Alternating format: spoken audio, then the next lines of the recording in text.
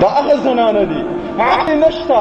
د عمر نه کمه هغه رالګي او په ټولې دنیا ته بیان ورکوي اخبارونو چاپ کو سوشل میډیا تاسو کتلی شئ ټي ویګانو والا خبر شایع کو چې یوه مسلمانه زنانه د هغې په خوله باندې دا کلمه جاري کېږي چې خیر دی یو هلک دی یوه جنۍ یو جنۍ دی یو هلک د خپل ځان دپاره فرنډشپ په طریقه باندې ونیسي او د هغې سره د زناګانې کوي والله العظیم د ولد الزنا طرف ته دې زنانو لاره کلاو کړې ده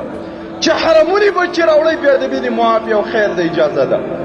د اسلام خلاف نن سبا زنانو خوله کلاو کړه د یهودو نصارو په طریقه باندې علما هم چپ دي عوام هم چپ دي د دې خبرې سره ګذارت نه کوي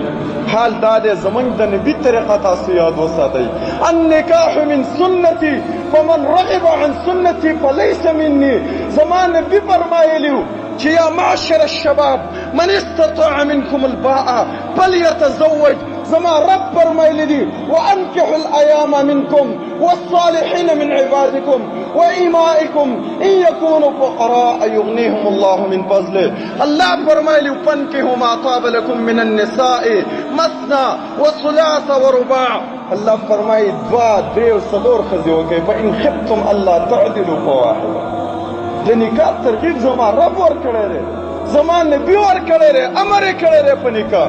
او دا کافرې ښځې راولېږي او د هغې په خوله باندې دا کلمه جاري کېږي چې خیر دی نکاح ته ضرورت نشته او هلک د جنۍ ځان له یاره ونیسي او یار د جنۍ هلک ځان له ونیسي او زناګانې کوئ بچي راوړئ خیر دی دغه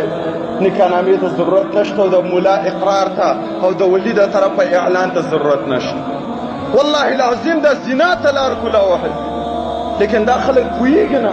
او دا بعضې پکې تپوسونه وکړي یا مولوي صاحب دا خبره څنګه ده ناروا ده حرامه ده د مرو د قرآن او د خلاف په بغاوت یې دا خبره کړې ده دا خو د یهودو یو سازش یې په مسلمانانو کې زهر دننه خوړی